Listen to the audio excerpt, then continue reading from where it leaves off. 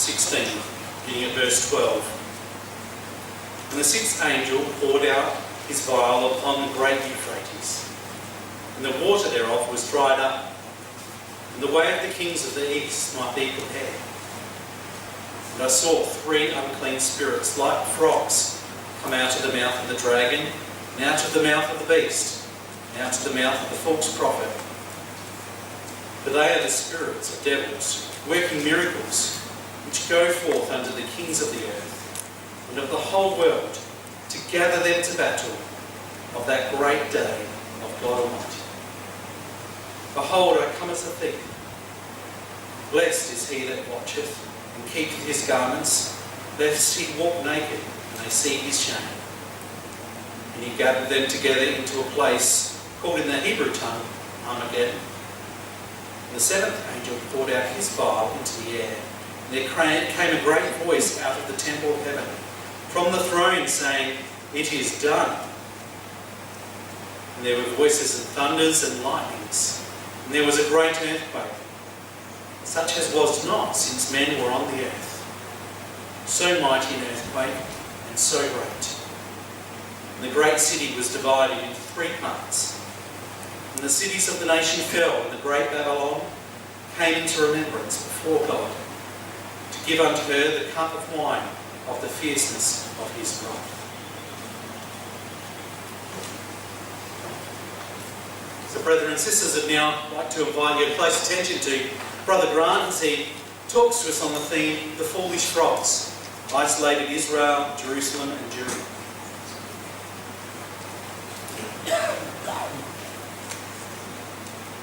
Well, it's a real pleasure again to come together with you, brethren and sisters, around Yahweh's Word as we do it this time.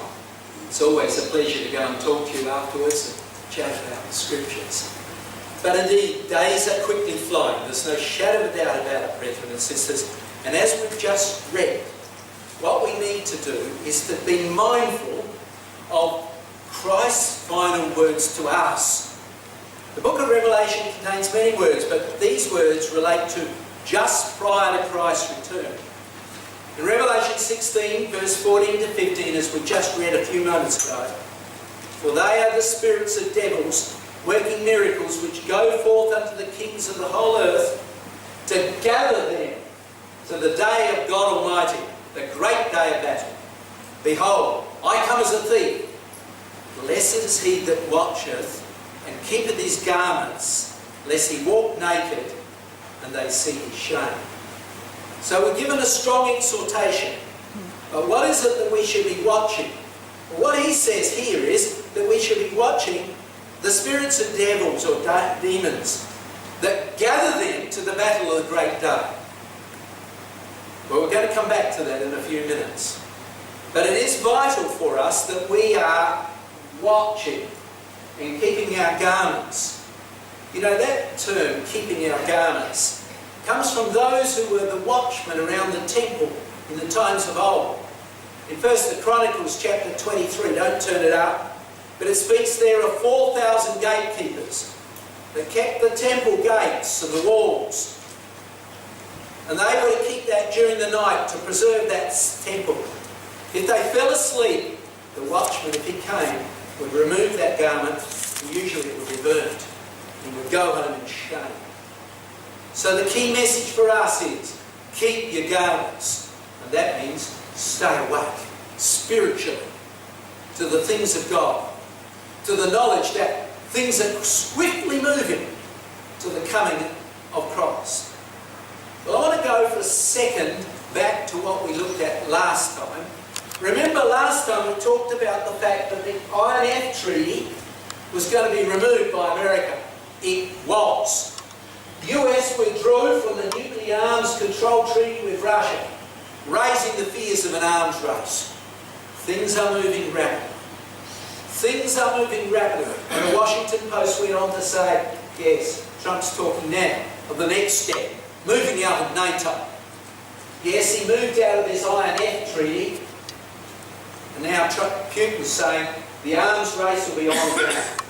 Russia plans new missile systems after the pullout, said the BBC only a day or two ago. So the gravity of what's happening in Europe is exploding. That seems to be what's happened. And here's the art picture with it. There's Russia. There's USA. Of course, USA is not now necessarily helping so much. And in the middle is Europe. And as we saw last time, at any moment Europe could fall. And the papers are seeing that. But now come to what we were talking about tonight. We can't do it. The French frogs, frog-like spirits. Remember what we read in Revelation 16 verse 13 a few moments ago? And I saw three unclean spirits, like frogs, come out of the mouth of the dragon, out of the mouth of the beast, and out of the mouth of the false prophets. Now what would they do? They would gather them unto the place called in the Hebrew tongue Armageddon. And so here we can see Europe. Human rights, we'll talk about that later. The Pope. The frog-like spirits, they're represented in that picture. But where did it begin? Well, it began long ago. Way back in AD 509, Clovis was anointed or baptised as a leader of the French nation. He became the first Catholic king of the French nation. But have a look at his soldiers. Look at what it was on them. Oops, sorry. Let's get back to that. It's the frog-like spirit. Now what does that frog-like spirit speak of? Well, it had to come forward many years. It comes forward to the 1700s and it spoke of democracy, liberty, equality, fraternity, and it changed the whole world. At that time, it changed things quite swiftly. The French Revolution took place. It lasted for approximately 10 years, 1789 through to 1799. Okay? And the revolutionists, there's some of them. Look at them. They're just the ordinary people. So much like the frogs came out of the swamps, so to speak, the nobodies, in huge numbers. Here's a prison, and they swarm there to release the people from it. And so the French Revolution began. They got rid of the king. They got rid of the leaders. They chopped off their heads, as we know. And then Napoleon came to power. Supported by that French Revolution at the beginning, and his conquests spread right through the whole of the world of that day, the European world. And so began the frog-like spirit, liberty, fraternity, equality. The frog-like spirit which came from democracy, the people. Now let's go back just for a second. The frogs were spoken of before. Remember, we've just done it in our readings, the plagues of Egypt. One of them was frogs. The frogs died. And ultimately the land stank. We read about that, no doubt, in our readings only a few days ago. It's going to be the same.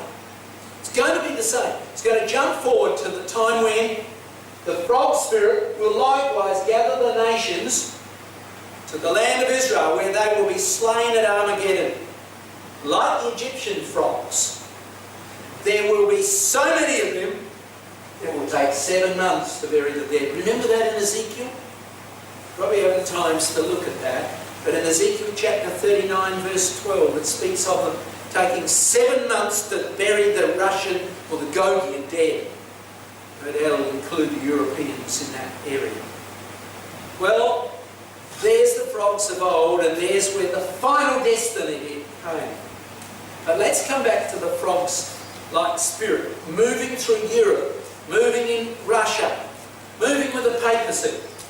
Where did it begin in modern times? Well, it began in the year 1946, the end of the Second World War. The man that triggered that is this man, René Cassin. And he proposed that we should have human rights. Where did he get it from? He got it from the French Declaration of the Rights of Man, from the French Revolution. The entire contents, apparently, was incorporated in the first statements of that. The statements related to the Declaration of Human Rights. But who was he? Well, he got a Nobel Prize. He was a Jew. There he was, Rennie Cassie. He started the whole thing off. And began, as I said to you before, the Universal Declaration of Human Rights back in 1948. What proposed him doing that? Why did he want that? Why was he interested in doing this? It was because Rennie himself lost 25 family members in the Holocaust. His aim was that there would never be again. And he proposed this Universal Declaration of Human Rights, which has been abused. We'll see that in a minute. Well, it was put to the UN. Look how close it is to the establishment of the State of Israel, 1948. And it was put, the vote was unanimous, or some abstained, but everybody who voted supported it. And that human rights is now pervaded through the world today. And you see, what we're going to see is the three unclean spirits. That's that human rights, liberty, fraternity, equality. Come out of the mouth of the dragon, the beast and the false prophet. Out of the mouth of the dragon. East Europe and Russia, led by Putin. And then the beast in West Europe, led by the EU. Here's some of the key leaders of the EU. And then lastly, the false prophet, Roman Catholicism, led by the Pope. And indeed, when that comes together, united by that frog-like spirit, the result will be they'll unite together. And the image will stand. How far away is that? We saw last time. Could be any minute now. Any minute now. The way things are moving in Europe. And Russia could take control of Europe. Dramatic events are taking place. But now let's look at Russia for a minute. Russia reserves the right to defend people's freedoms, including religious beliefs. Yet we reserve, says Putin, the rights to react and do everything to protect, that's what he's saying, human rights. And he's using it. It's a poison that he's using. And he's moving not only Russia, but also the Eastern European area, as you can see there. So there's the dragon. As well as that, the EU. He's one of the key leaders, High Representative of the European Union of Foreign Affairs, one of the key people who always fronts up in reference to when there's something being said about the EU. There is a full EU unity, she says, on this, that the only realistic solution to the conflict between Israel and Palestine, listen, is based on two states with Jerusalem as the capital above. The EU will continue to respect the international consensus, that's the human rights, until the final statement is resolved. That's where we're standing, along with Russia. Along with Russia. And same with the Pope. Pope, the human rights come first, even if it means going against the tide. Making Human Rights Day, Pope Francis makes an appeal in a message to the International Conference on Human Rights, urging everyone to place human rights at the heart of all their policy, and that's particularly re-Israel. And as well as that, of course, it's even carrying the Islamic nations. Amazing. While the autocrats capture the headlines, the defenders of human rights, democracy and the rule of law are also gaining strength. In an unusual partnership, 57-member organisation of the Islamic cooperation joined the EU to co-present the Council's resolution. What about? The organisation has opposed all resolutions criticising any country other than Israel. We're out to oppose Israel. Full stop. So are the human rights being upheld? We're going aside a little bit from this for a moment. It's not. Remember who established it? A Jew. He got the Nobel Prize for it. He lost many of his family in the Holocaust. And he set it up for that purpose, to save the world from another war. And to save his own people too. But look what's happening. Look at the date. This year. The spirit of the Holocaust is stirring in Germany. Jewish bashing. High school students shout, "Hail Hitler!" Performing the Nazi salute and sharing images depicting Jews being gassed. In fact, anti-Semitic incidents, including verbal and online abuse, flag burning, physical beating, and are increasing in frequency across Germany. Anti-Semitism is sweeping Germany. And that's what the New York Times and New York Post stated. So it's growing. And what's the consequences of it? 90% of European Jews say anti-Semitism is growing worse. But you see, what it's also doing is it's resulting in a raging crisis of anti-Semitism threatening the European Jews, and the result is this. More than 1 in 3 consider immigrating to Israel the destiny of their choice. 1 out of 3 of the Jews want to return. The only place to be safe, they think. And so the population of Israel is growing. Israel's population is now 9 million on the eve of 2019. Last year, 40,000 more people immigrated to Israel. Jews went back to the land. Just think of it. 40,000 more. Here's a long Tel Aviv speech. Look at the people. Probably a nice day like today, nice and warm. But anyhow, but now that frog-like spirit opposes the Jews and their occupation of Jerusalem and the West Bank. Israel's occupation of the land is construed as a systematic human rights violation. Look how they're distorting the facts. The UN has attempted to pass resolutions condemning Israel's occupation of these territories. However, the US, up until now, well, that is, until President Obama, would not allow them to be passed. Along came Obama, and in his last final act, he passed Resolution 2334 and declared that Israel's occupation of the Palestinian territories was a flagrant violation of human rights. And so it's the frog, so to speak, out of the bag in opposing Israel. Coming out of nation after nation. But at that very time, his replacement, Trump, moved into the US embassy in Jerusalem and increased, as a consequence, the opposition to Israel. We saw this last time, the statement by President Trump on Jerusalem. I have determined that it is a time to officially recognise Jerusalem as the capital of the Jews. It was 70 years ago that the US under President Truman recognised the state of Israel. Now we recognise Jerusalem as the capital for the Jews. But what's that going to mean, brothers and sisters? It makes Jerusalem a cup of trembling and a burdensome stone. Where does that come from, brothers and sisters? Come with me for a moment. Come with me to Zechariah chapter 12. And in Zechariah chapter 12, we begin a series of 3 chapters, all of them that relate to the fact that the day of the Lord is near. 16 times it says, in that day, in that day, in that day. So, although it's not chronological, it's dealing with the issues to do with the last day and the coming of the Lord. And what does he tell us there? Let's pick it up with verse 2.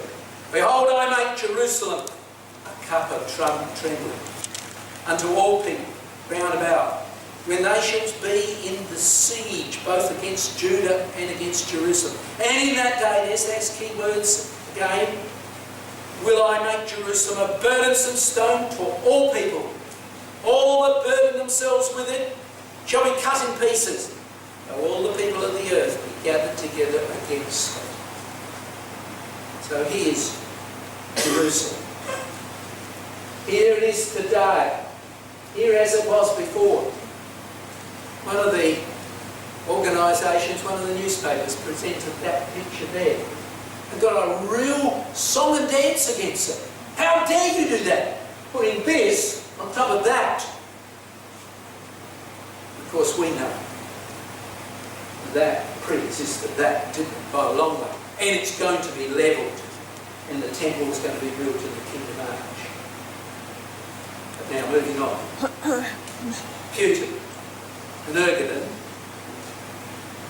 the Prime Minister of Turkey, warn of further tensions over US Jerusalem move.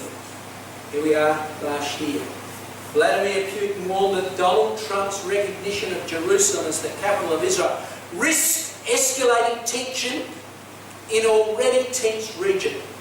Both Russia and Turkey believe that the decision does not help regulating the situation in the Middle East and destabilises the already complicated atmosphere. And they're right in a way. The situation is going to explode. And things are going to go worse and worse.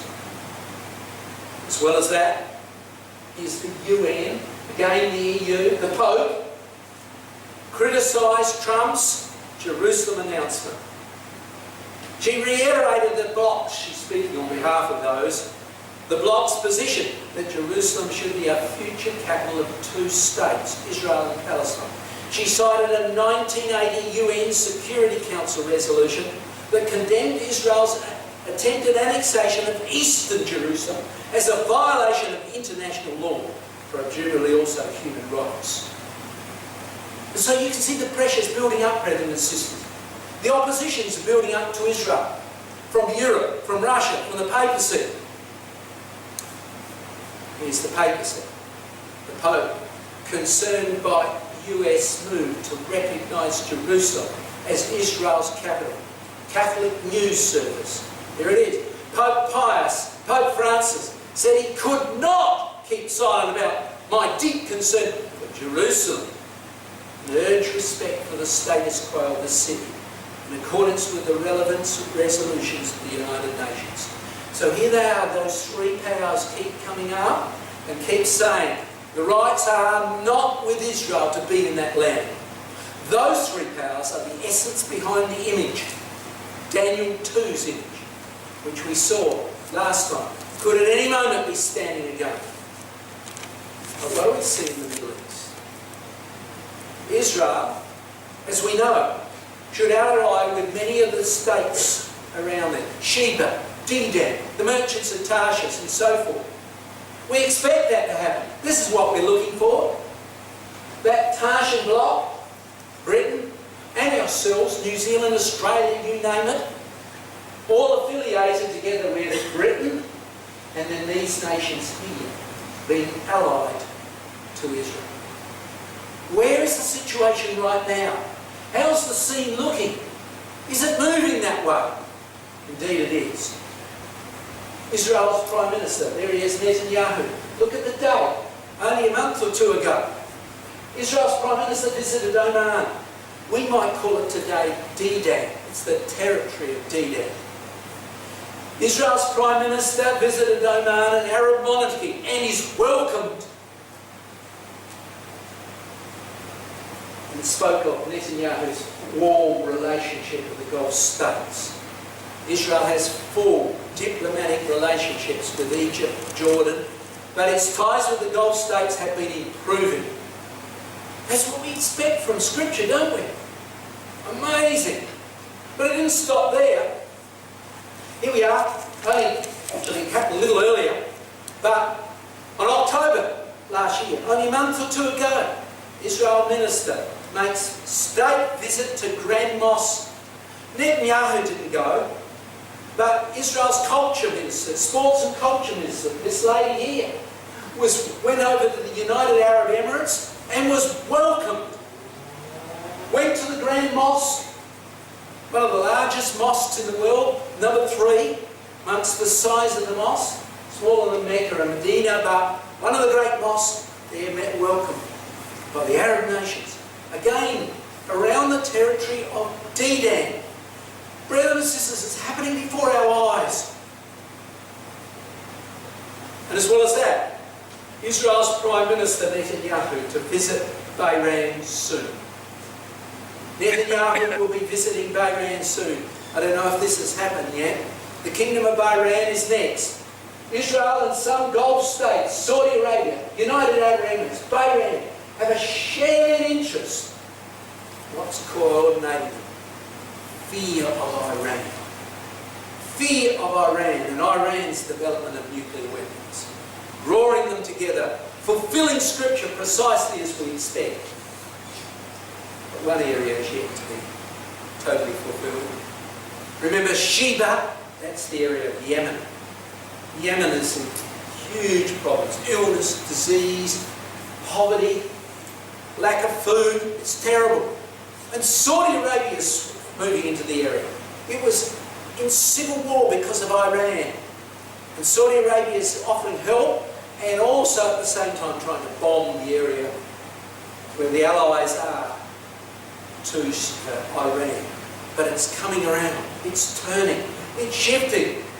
Look, Yemen's ceasefire looks dire, but it's holding, says the US envoy. Saudi Arabia remains intent on reaching a deal to end the civil war, says the Guardian. And look at the date. Only a few days ago. Yemen's fragile ceasefire is holding, and Saudi Arabia remains intent on reaching a negotiated end to the 4-year-old civil war. And so we'll have another country fulfilling precisely what the Scripture says. Sheba and Dedan. But it doesn't stop there. Everything's fitting in its place.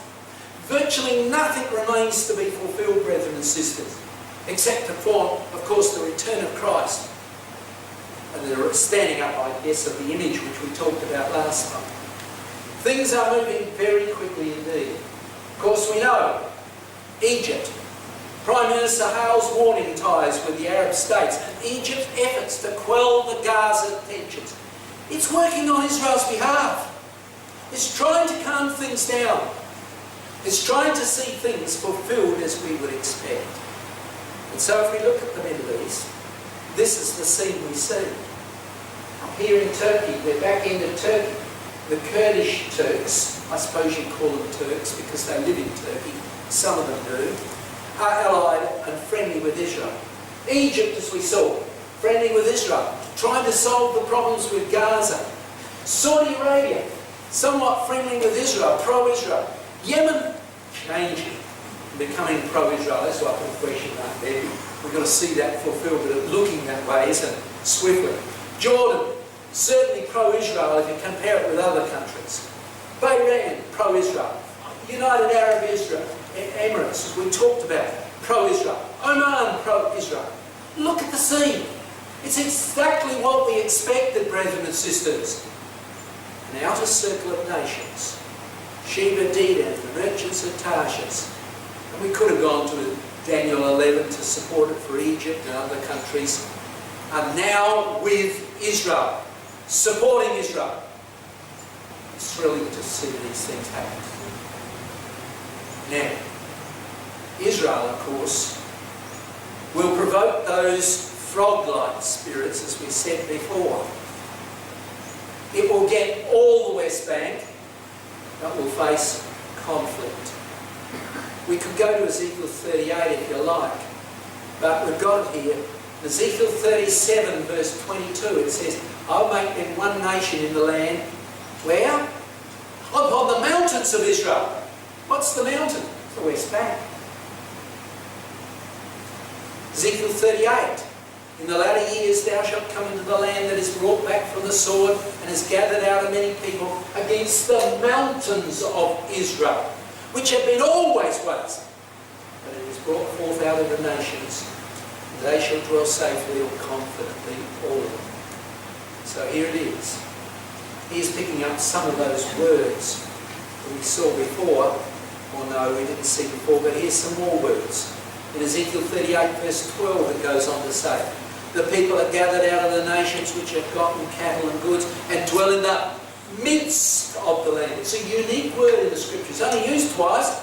Used also in Judges chapter 9 verse 37, and there it's read in the middle of the land. Whoops. And Jessenia says the lofty place. Force says a high place. Septuagint, the navel of the land, certainly the middle. So we're going to expect to see that happening. And that's going to be very provocative. Well, it's already somewhat happening. Israel's building a few shacks there, there they are. Israel constructs, look at the date, 20,000 new settler units in occupied West Bank. Israel authorities have approved construction of more than 20,000 new settler units in the West Bank in flagrant defiance of international law. We've been talking about that. And the United Nations Security Council resolution. There it is. Huge land grab, they said. Well, you see, where do you put people? Israel's not a big land. It's only a tiny country. And they're coming in huge numbers from all around the world to live in Israel. So Israel is using the area that's not very good for farming, for housing. Look at it. Huge shacks. Not shacks, houses being built. You see, the changes have taken place. There it was back in 1948, but look, it's shrinking, as Israel is occupying more and more areas. There's some of the figures we had from last year, showing what was going on there. So they put it to the United Nations. Look what Israel's doing right now, talking about 20,000 more settlements. The UN General Assembly, which includes all 193 members, today adopted 9 resolutions against Israel and 0 in the rest of the world. The opposition to Israel is growing and growing and growing. Here was the vote. The Green are those who voted against Israel. There's Israel. There's the United States. The only ones who voted for it. So the situation is growing desperate. The problems in the Middle East are growing worse and worse. The threat is huge. The Middle East conflict map, but according to the European Union, Israel's West Bank settlements are the greatest threat to peace, and they're talking about worldwide. But certainly in the Middle East. Certainly in the Middle East. Trouble in many of those countries, but worse, they say, in Israel. Well, where's things going to go? Well, there's chaos in Israel. Amongst their own government. All the Likud members, but Netanyahu, and I believe diplomatically, favours West Bank annexation. His whole party, there they are, the key members, would vote that they go into the West Bank. Out of the 13 Likud members who hold the Knesset seat, 28 have made statements. Look at the date, February the 5th. Said statements or signed a declaration in support of applications of sovereignty in Judea and Samaria. The Likud declaration read, I pledge to work to annul the declaration of 2 states for 2 people and replace it with 1 country for a single people. They're hoping to create on the West Bank homes for 2 million people. 2 million people. Now, bear in mind, Israel is in a chaotic situation. Netanyahu has got to go to the elections shortly, and things are looking very precarious there. Here's his party. They're coming out very clearly for the West Bank. But you see, trouble is building all around Israel. Look at the dates here again, this year, but it's even going now. Some 10,000 Palestinians rampaging on Gaza fence. You think of 10,000, look at the missiles, or the rockets being fired by them into Israel. In that area there, confronting Israel. Israel gave it to them many years ago. Gave them that territory. Left nice vineyards and everything there, and they bulldozed anything that would have been owned by Israel. Even the sewage plant. Now pump it straight into the sea. Crazy. Because it was made by Israel. Ridiculous crowd of people. And so the problems there are growing. Here's some of these missiles going, and here they are in Israel. Those didn't explode. Over 100 bombs, grenades hurled at Friday's Gaza riot. Look at the date. Okay, ooh, that doesn't look right. It should be 2008. 18. My apologies for not being yet. Okay, but there we go. So you can see the situation growing there. The problems are huge. Israel is facing great difficulties from Gaza, from Syria, Russia to Israel. Stop arbitrary attacks in Syria. Last year, Israel attacked the area of Iran, the occupation of Iran in that area, and for 71 minutes, they fired missiles continuously striking the areas of Syria, destroyed huge amounts of camps in Syria that Syria had set up in the area, not Syria, Iran had set up in the area of Syria. Only a few days ago, again, Israel flew then into Syria against Russian desires, and apparently wasn't even seen on any Russian radar, and attacked Iranian bases and got back to Israel. So Israel got warned by Russia. Stop these arbitrary attacks, and that's been repeated more recently. But you see, the Iranians aren't stopping. They're still pouring men into the area of Syria. And they're arming the Hezbollah in Lebanon. There's Lebanon, there's Israel. Alright? Between Lebanon and Israel, there is a fence. And across that fence line, at least 6 times they've built tunnels under which Israel has intercepted those tunnels and blown them up. But as well as that, the area there, in the area of Lebanon, they've got a huge number of missiles, around 150,000 that are facing Israel, that can be fired into the area of Israel.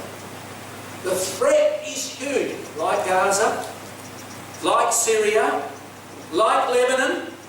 The threat is huge, and not only them. Russia has brought into the area the S-300s and now the S-400 missiles. Here's the S-300s, ground-to-air missiles that can attack aircraft, planes, and hit areas within Israel. They've been brought in there and given to the Syrians, and also maintained by them themselves. And as well as that, they've recently brought in the S-400s, which are long-range missiles that can hit much of Israel. So the threat is huge. It's growing by the minute. So the scene as we see it today, the threat of Lebanon, the threat of Gaza, the threat of the West Bank, the Syrian refugees who are in the area of Jordan, the Iranian anti-Israel area, and finally Syria and Russia. The opposition is growing on every side. Israel is surrounded by enemies. And they are surrounded by an inner circle of terrorists and enemies threatening Israel. Where is it going to end, my dear brethren and sisters? Where will it go? You see, the Scriptures is very clear that there's going to be a confrontation. We know, don't we, that Russia is now on the borders of Israel. All we need to see is that image stand. And Europe commits itself to that area. And Armageddon will be on the way. How long before we call? How long before we are gathered together? You see, as I said to you before we read this, I will make Jerusalem a cup of trembling unto all the people round about.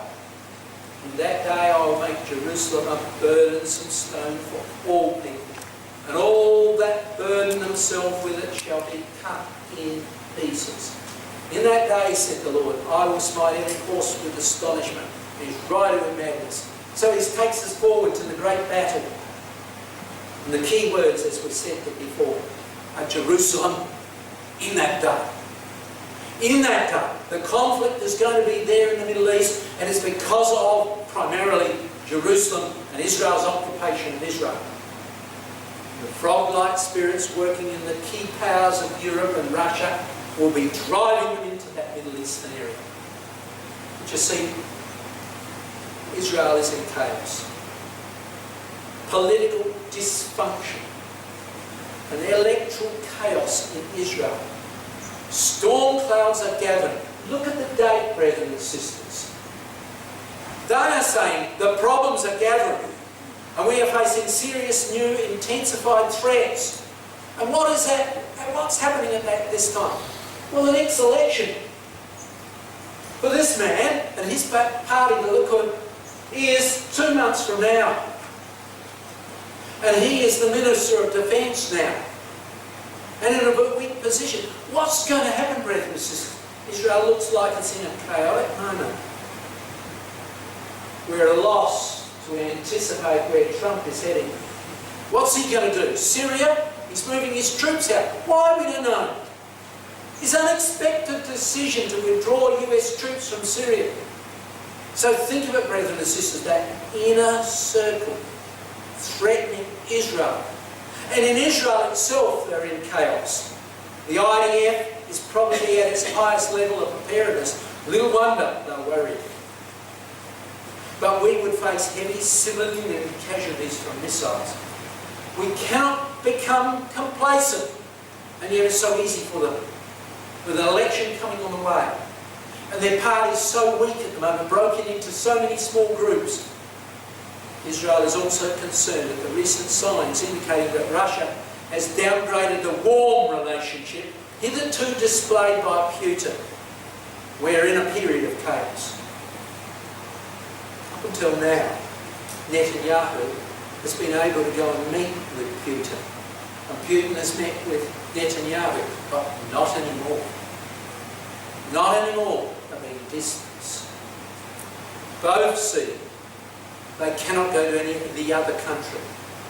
The threat of chaos is so great that either one of them could be taken captive. And so we see the problems growing. They are keeping careful distance from each other at the moment. Oh yes, they might meet together in Europe or something like that, but they're not visiting each other's countries, and they made that very clear. But we used to have the ambassador come and speak to us. Here he is. Do you remember him? He used to speak at Golden Grove, usually once a year. And many of our brethren spoke with him. He was taken around, had meals with them and so forth. Now, he is the Director General of Israel's Ministry of Foreign Affairs. He's the top man in regard to the ambassadorial situation. And we've told him exactly what's going to happen. Exactly what's going to happen. One of the brethren phoned him up a little while ago and said, "How do you feel about things?" And he jokingly, I suspect, said, "I think I'll buy a house in Oman, the capital of Jordan." Well, we know why, don't we? Because we've told him that when the Battle of Armageddon comes, that area will be under Tarshish control, not Russian control. I'm sure he was joking, but indeed he acknowledged that he understood what we had said. So you see, Christadelphian teaching, things from out was Israel. It's been relevant. Right at the top in the ambassadorial area, they know it. They may be talking about it. But you see, things are really looking very tricky indeed. Israel's arbitrary airstrikes on Syria must stop, Russia says. Don't continue this. If you do, you're in for trouble. Russia said Israel should stop carrying out airstrikes on Syria. Well, they did it only a week ago, a few days ago. Not even seen on Russian radar. After the Israeli force targeted Iranian forces there. Israel regards Iran as the biggest threat and has repeatedly attacked Iranian targets in Syria and those of allied militia, including Lebanon's Hezbollah. Well, brethren, stand back from this for a moment and think about it. You can see the outer ring in the right place. Only Yemen's not quite, but it will be. The inner ring in the right place, opposing Israel, threatening Israel. Where's it going to go? Russia right on the borders. At any moment, the image to stand up in Europe. How long have we got? How long before Israel is attacked? Are we going to see it? Are we going to see it? We might see the initial stages of it. Isaiah 17 speaks of Russia, I believe, moving into the area of Galilee. Maybe we'll come to it for a moment. Isaiah 17. We have a few moments. So Isaiah 17 is a very fascinating chapter.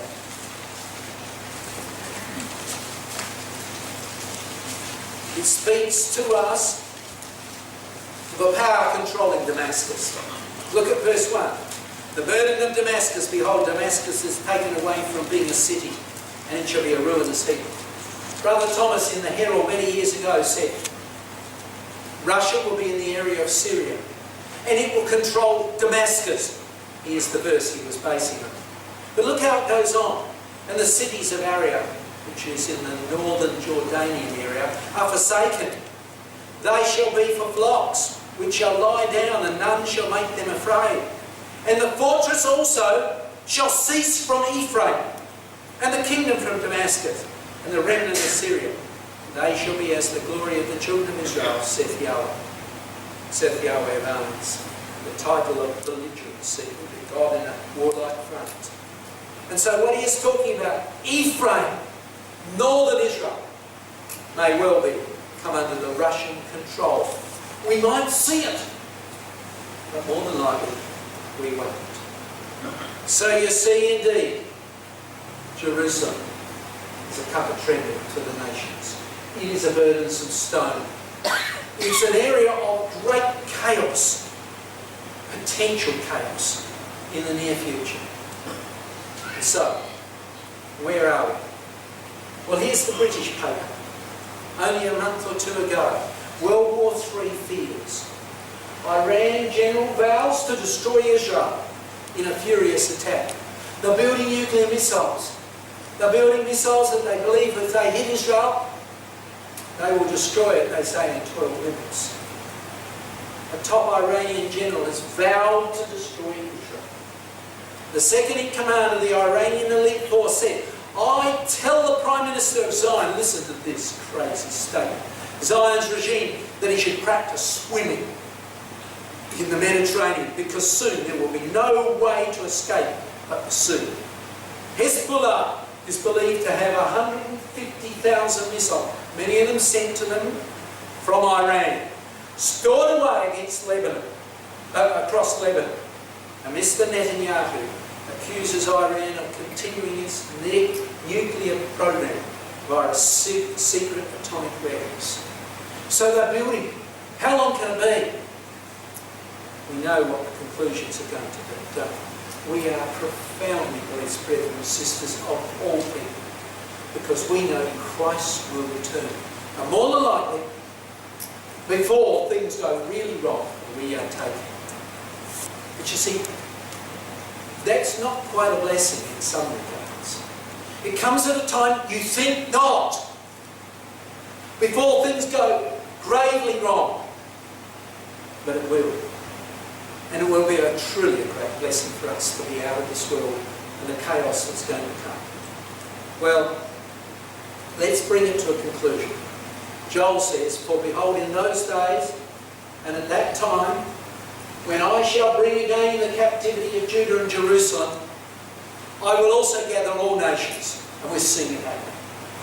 And will bring them down into the valley of Jehoshaphat, and will plead with them there for my people.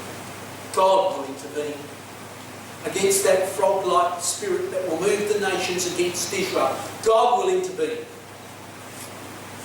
And of all people, we will be profoundly blessed. Behold, I come as a thief. Blessed is he and she that watcheth and keepeth his garments.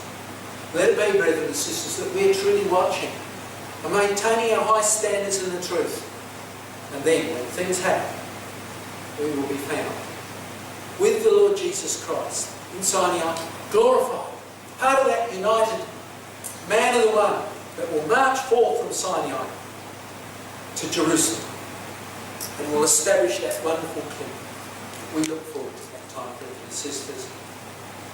So, indeed, it is a wonderful day in which we live. But we'll leave it at that point. And if you've got any questions, we look forward to hearing them. Thanks, Lord.